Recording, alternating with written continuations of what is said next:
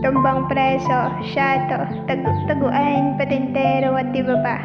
Marahil lang iba hindi alam kung gaano ito kasaya, lalo na sa kabataan ngayon.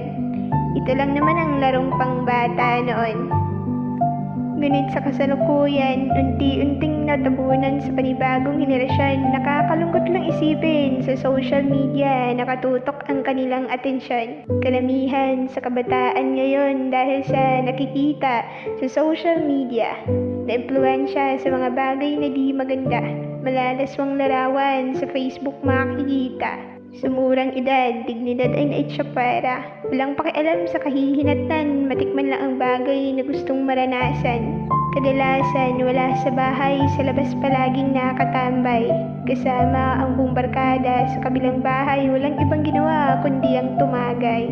Pag-aaral ay binasura, magulang ay walang magawa, pangaral ng magulang ay binaliwala, pasaway na anak pinagbigyan na lang nila. Respeto sa nakakatanda ay nawala. Pag nagkakaproblema sa magulang nagmamakaawa, kabataan ng pag-asa ng bayan, ika nga ni Dr. Jose Rizal. Ako si Binibining MJ na mag-iiwan ng isang kataga. Kabataan, huwag kayong magpapadala sa agos ng panibagong henerasyon. Patunayan yung kabataan ng pag-asa ng bayan.